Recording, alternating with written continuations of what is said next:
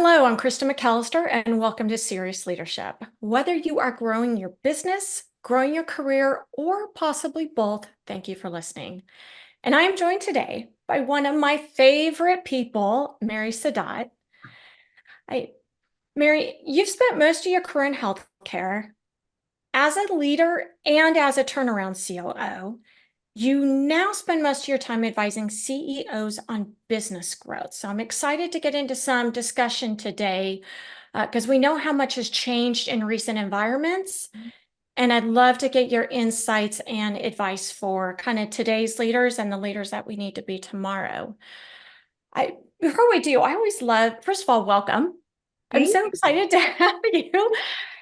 And I always love how we connected because it was just one of those almost serendipitous things where I was interviewing turnaround executives for a research project I was doing. I put one of those posts out on LinkedIn and I got the most wonderful message from you. I thought, I have got to get to know this individual. And then we haven't known each other that long. It hasn't been 10 years. Every conversation we have, we keep coming back to the topic of business growth and leadership.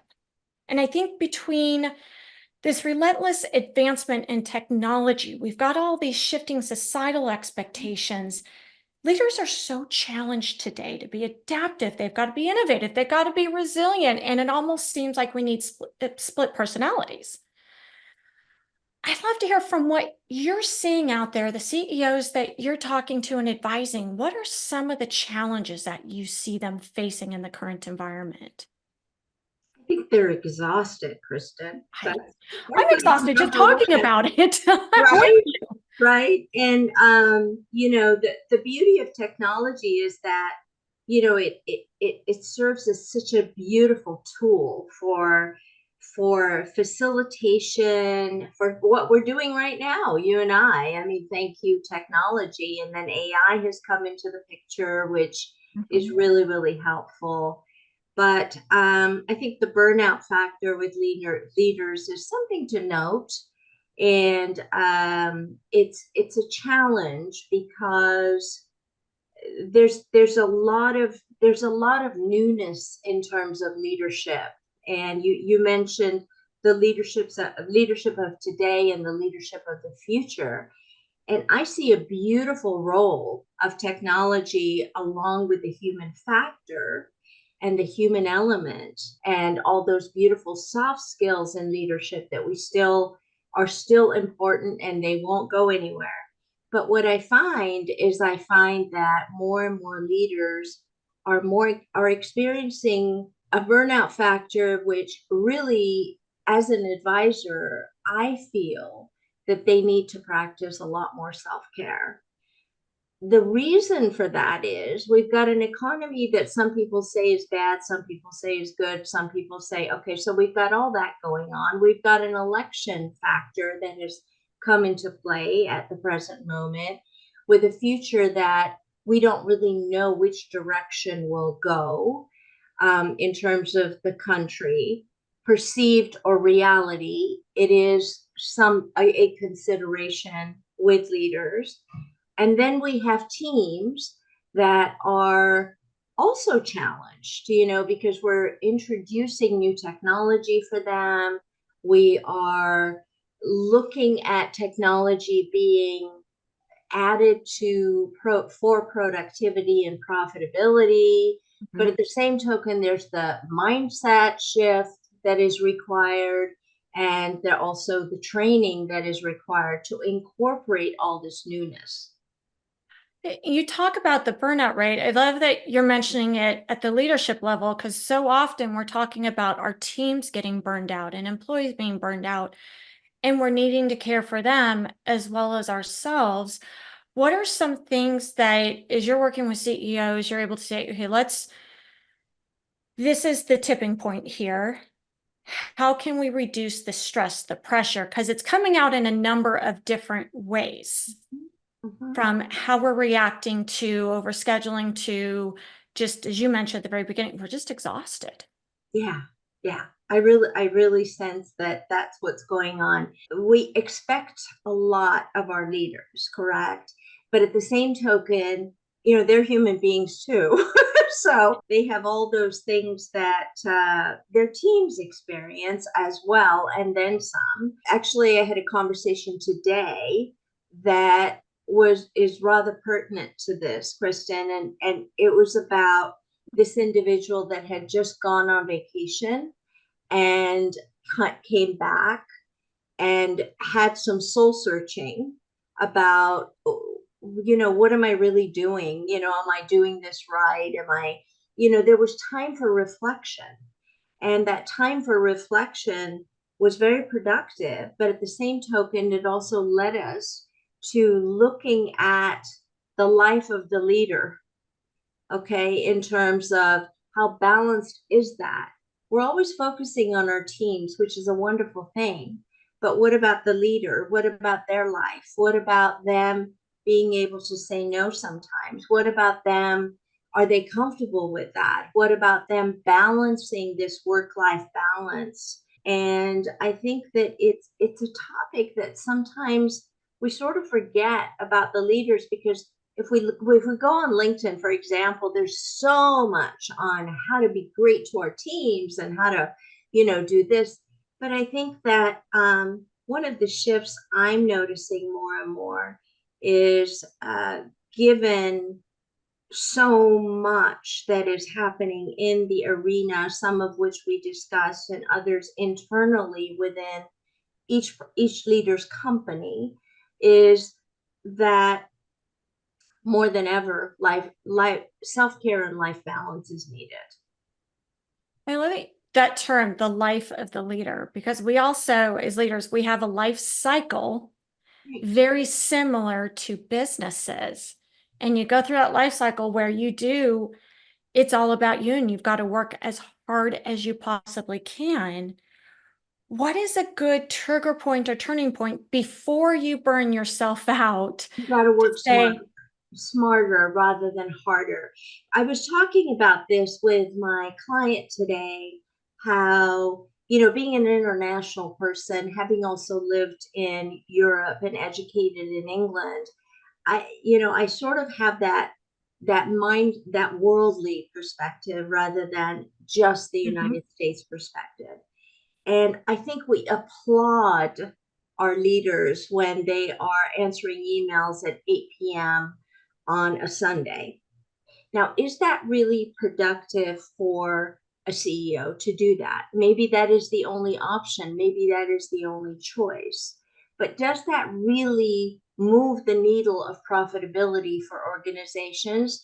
Or is Monday morning, they're not even rested? Okay. So I think this balancing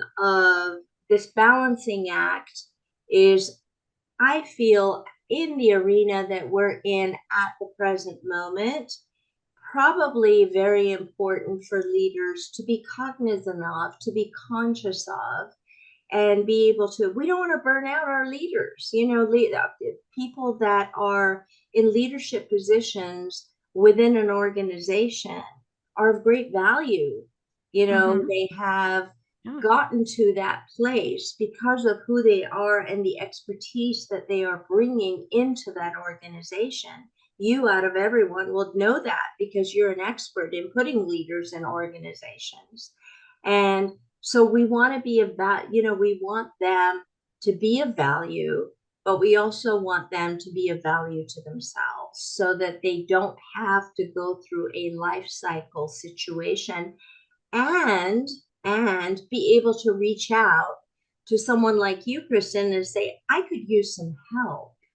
Okay, because I think a lot of also what's happening is that we're running our organizations leaner and meaner than we ever have, in my personal humble opinion. Yep. And I am the profitability person. Okay, so I'm all for that, but not at the expense of the human being getting burned out. Speaking of that, then is costly. You are always focused. You do a lot of change management, you do a lot of advisory, and it's all for the purpose of, are we doing the right things that are driving profitability? Because we might be driving 4 other things that are not driving, you're able to help them focus on that. What are some tips that you're giving CEOs to kind of help be a little more proactive to that burnout?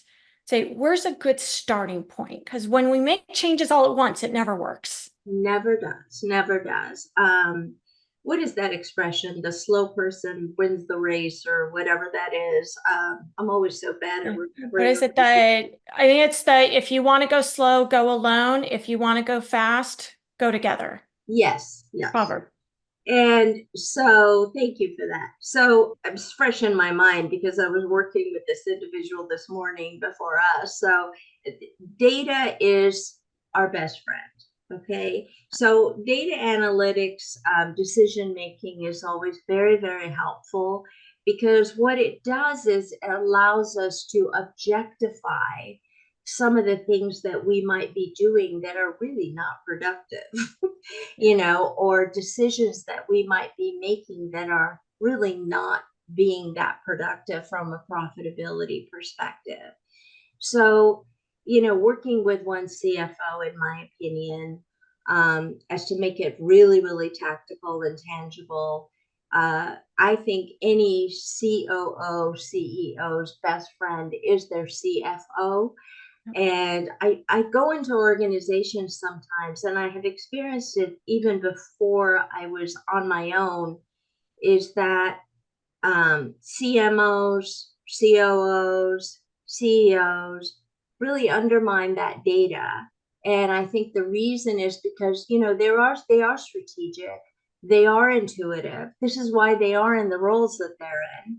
But there is that balancing act of being able to get the data that is necessitated, combine it with that intuitive, strategic, forward-thinking vision, right? Mm-hmm. And also to be able to say no to certain things that are really taking way too much out of the leadership and not really productive. To give you an example, we've got several offerings or business units that are bringing in revenue. Okay. If one particular business unit is not realizing and recognizing the revenue, let's just talk about Mm-hmm. revenue at first, that we were hoping for it to do, regardless of what teams we have in place, and we've given it an opportunity, and it's also a burden on the profitability factor because the other offerings are bringing in the revenue, and therefore the profitability factor goes down because this particular business unit offering is not of value. They call it sometimes a loss leader or whatever it's called. One needs to ask, why are we even doing that? you know? Well, and knowing that that's one of the first places that you go in as you look at the numbers and the data, I can see why you said the best friend is the CFO, because that's usually the first place you're going to go is that we call the CFOs the forward looking. Controllers are backward looking. Those CFOs are forward looking to see what does the data tell me in each of the sectors, not just the service offerings, our by geography, Yes. by customer, by Yes. salesperson, and you Yes. slice and dice that, and you are absolutely one of the best to then step back and say, where are the patterns? Yeah. Where do we need to focus? Because we might be spinning our wheels, especially as a leadership team, in areas that are not as profitable and don't have a justification for doing that. But we've got to have that information and that data first to have that Correct. discussion. Correct. And I remember when we were talking about about the chapter in your book, we were talking about this particular example that I had where there was no CFO, and I want to Mhm. emphasize that because bookkeeping is not CFO. Okay, so when we're looking at data analysis, decision making, it's really at the level of being able to have a productive conversation with that individual and just looking at the data and trying to decipher it oneself, which is the situation I was in. when we were you were interviewing me for your Yeah. book was that that particular leader was not comfortable of hiring C-suite people because that was out of their comfort zone, and therefore data was a commodity actually in that organization to even come by. Wow. So that is a way in which you sort of like remove that burnout factor by decision, the analytics that you look at, and you beautifully stated it, like slice it, dice it, look at every single, and then the strategy comes in terms of how can I make this organization more profitable and productive, and remove that burden of trying to lay awake at night and trying to figure all this out within my own brain because I'm supposed to. I know that you've got a way of looking into the future and using those what if scenarios.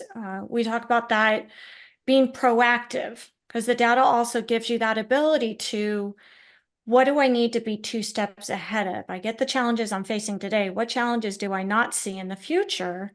Right. And how am I going to manage those? What are some ways that you're working with CEOs to say, how do we create our own crystal ball? How do we be more proactive? Because reactive, we spend 10 times the number of resources and our That's what time. creates the burnout. The reactive crisis Mhm. management is what creates, and that's what creates the opportunities for turnaround people. We were hoping that we don't have to go in and turn around, but rather it's more proactive, so rather than reactive. So I've led for about 38 years. I hate to admit it, but it is the reality. And we can be as proactive as possible. At the end of the day, if COVID happens, you know? Mhm. So we've got the crystal ball. We do our best in terms of data, forecasting, historical data, which is gold in our companies, but also understanding that life happens, right? And so that element of being proactive and all the skills that we do with the data and analytics decision making, Mhm. and having the right teams in place, and having the right experts in place, and having people smarter than we are, which is always a key, in place, understanding that at some juncture, if we just know that reality is certain crisis situations will arise, best case scenarios, they arise. And the best example is nobody knew COVID would happen, right? It shifted a whole worldly dynamic of every single forecast that I'm sure we all made about certain companies. It shifted it. It allowed opportunities, though. That's where the good teamwork comes in, of brainstorming and saying, is it really a crisis or is it an opportunity? And I that love opportunity is, now we have to think outside the box. Now we're going to leave my favorite topic, our comfort zone. And now we've got to say, okay, we got to look at this in a completely different way. And what's the carrot here? What is the carrot here, given the infrastructure that we have? I love it. You brought up comfort zones because the one of the big discussions that we always end up talking about with business growth and leadership is that does involve change. You've got evolution. You've got to move from here to there, and you've got to have a team that will either be the ones moving it or at least be willing to move with it. How do you figure that out? If you've got a team that's going to drive it forward, or at least come with and not be, dragging behind the cart trying to pull it backwards. Right. Well, tendency is we want to stay in our comfort zones, right? that is like that's why it's Go called to. a comfort zone. That's where we're comfortable. So that's our tendency. Going back to the example that's fresh in my mind of the leader that I was talking about today, the leader said, I presented some maybe out of the comfort zone scenarios, and the leader's response was great. It was absolutely wonderful because I felt so honored that the leader felt comfortable enough, no pun intended, to actually state it. Can I really do that? Talk more about it. Can I really do that? Because when we challenge people to get out of their comfort zones, it's a lot of it is a mindset thing. I've been doing it this way for 25 years. Can I really, Yeah. stretch that and get out of that zone? So you mentioned teams. So if the leader has the mindset, okay, hopefully the teams will follow. Some might, some not, might not. But we start with the C-suite. Okay, we start with the C-suite because if the C-suite is comfortable the way they've been doing it, and yeah, it's brought in the revenue and they've got a good profit and we're just plodding along and doing just fine and sustaining, right? Mm-hmm. Then why change?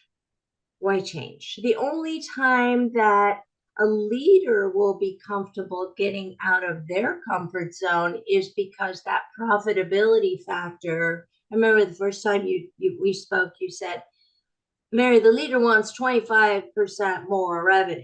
And that was the day when I had no voice and was doing the best I could. And I said, these are some of the things that we have to do because the mindset of the leadership has got to be there.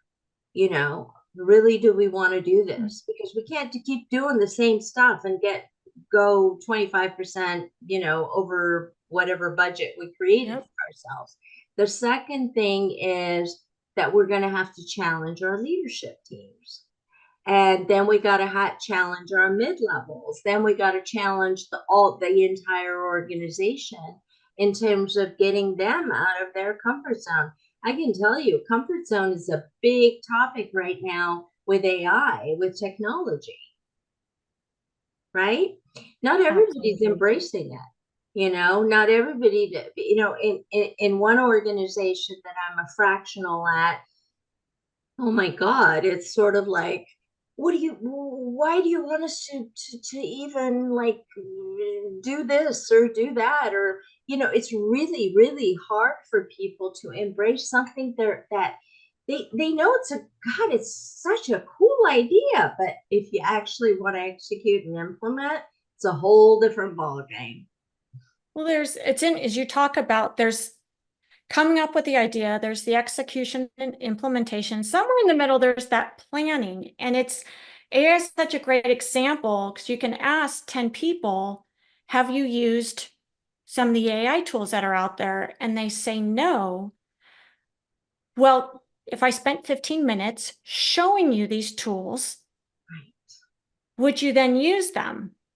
At right. least half are going to go, yes, that roadblock is, but I don't know how, or I can't see the path forward with them. So when you go through the plan of your CEO kept asking you, can I really do this? Yeah, Let me show you what that path looks like between here and there.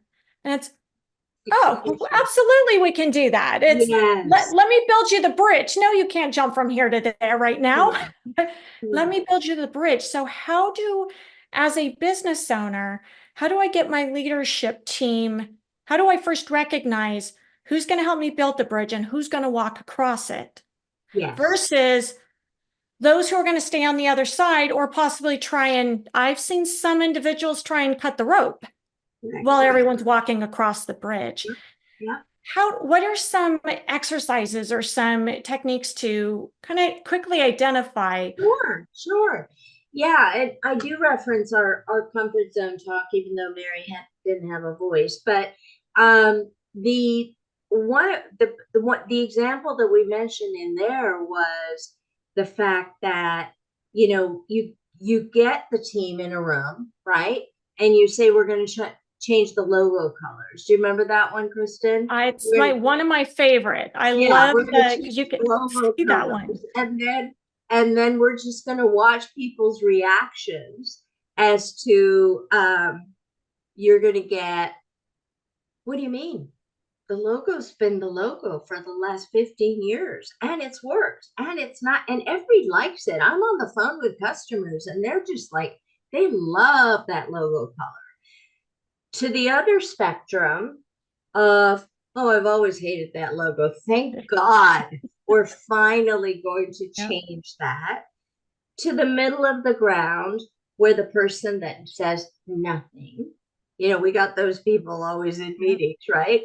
They're Yeah. just quiet and silent and wants to see how this thing will evolve. And then you've got the person that starts asking some questions. So the exercise of presenting something, maybe to some people it's a big deal to change the logo colors, but something that is really maybe not that pivotal, if you Mhm. will, will give the leader the indication of how the readiness of getting out of this comfort zone. Okay. However, the leader's got to be ready. If the leader gets swayed, yeah, we're just going to remain in our comfort zone. When you talk I about the see leader that ready, happening actually. absolutely. And when you don't even need to get individuals in a room. You can just picture that scenario from we're going to change the logo to we're going to do an employee of the month and a designated parking spot. And who doesn't want to give up that parking spot? You can see it quickly and you almost don't even need to go through that. You can sit back and in your mind go through how everyone on the team will react I'm going to give to you an that. example that just recently happened. One of my fractional clients is an outpatient clinic.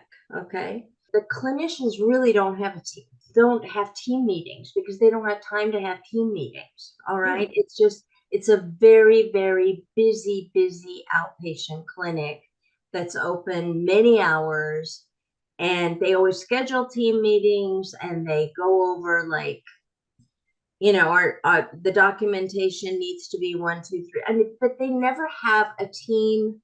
They don't have a team spirit. You know, the culture is completely. There's not much of a culture. Okay, because Mhm. they don't have time to be with each other. They've really not developed.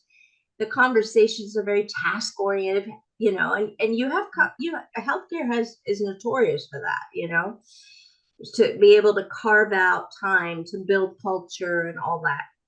Okay, so I made the suggestion and I said, why don't do you guys like to go to happy hour or lunch or something together? I mean, is that something you'd like?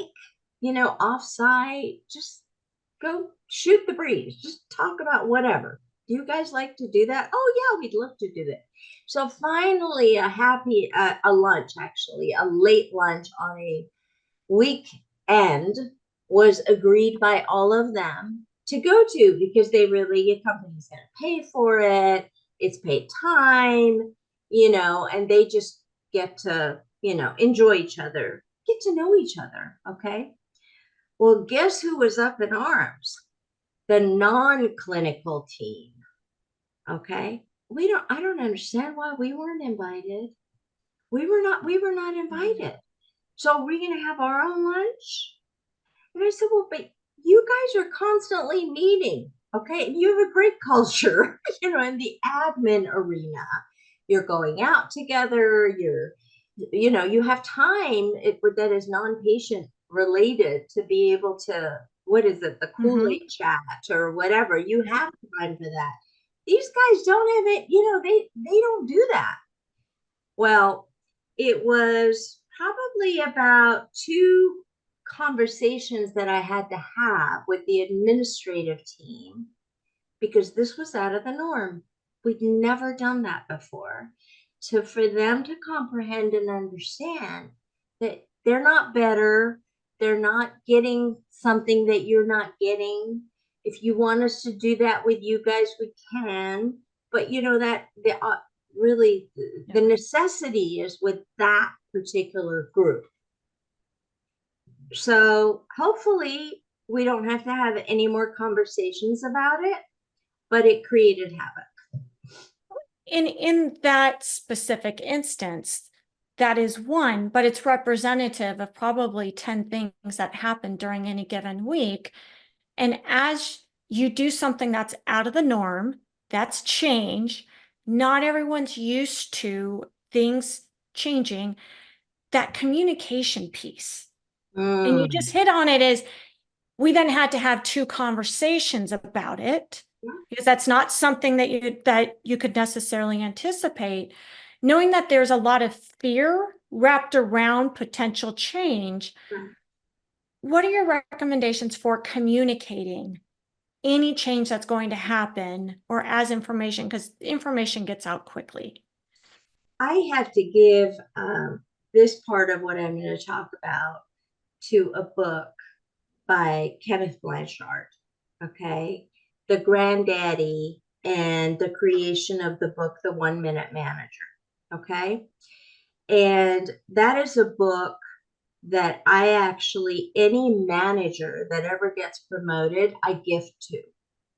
And so the communication factor does not have to be formal. The communication factor can be informal.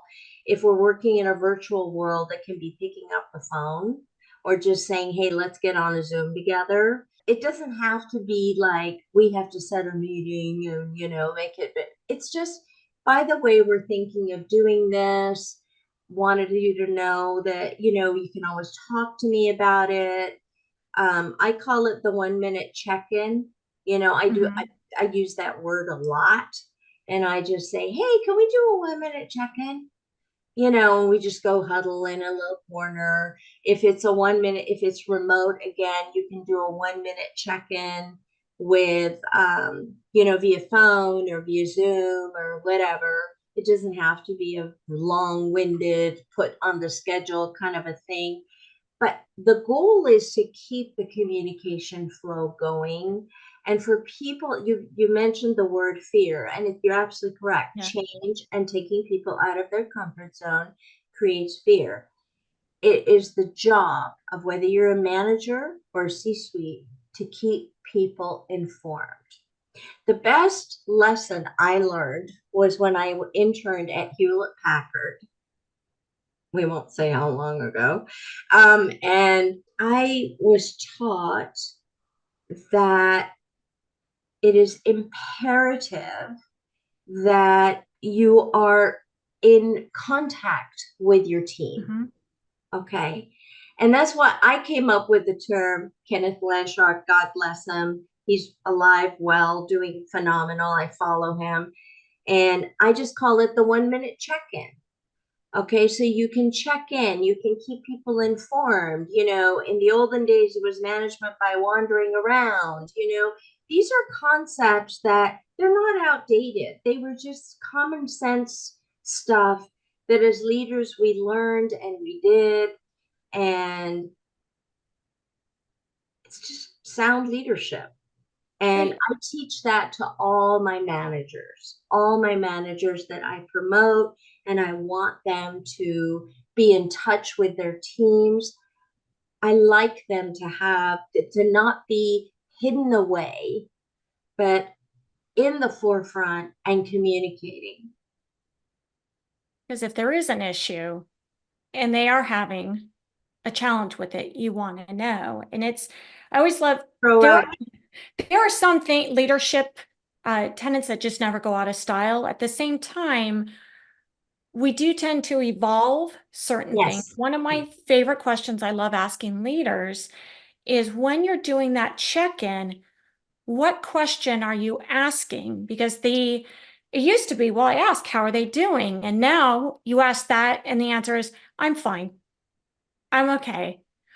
What's a great question to really show you care, to be authentic with them, and to draw out what's on their mind? So, we know what are some of the changes we've introduced, right? If we're talking about change management. And if it's status quo management, okay, we also know that we're in that arena. So we first have to determine exactly what are we getting at? What are we trying to, what is the Okay. outcome, the desired outcome? So if the desired outcome is we're getting people out of their comfort zones and we're doing change management and all that, then hey, today I know that we introduced the new AI component or we introduced this technology. How's it going? How's it going? So more specific. Can we Epic. do a 1 minute check-in? So if we're talking about a new employee that has arrived, a new position that we've created, how's it going? How's it going with Susie? Are we, any thoughts? Let's do a 1 minute check-in, you know? I love it. So Any it's ready, recommendations? but to ask people, how are you doing? Of course they're doing fine.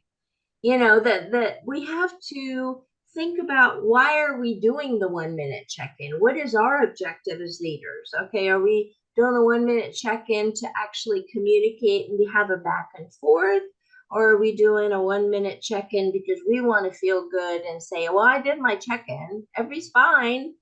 Well, it doesn't really, so we've got to make it more specific and more outcome oriented. I, especially when I feel as though change is the only constant now. We are always in transition. We just may not want to admit or accept that we're in some type of transition. And if there isn't that, I always love what do you think we can be doing differently? Not necessarily better, but what do you think? I worked for a company where it was a 3 by 3. Tell me 3 things that we're doing well and 3 things you would improve on, or three Love things you that. would do differently. And it was the famous 3 by 3.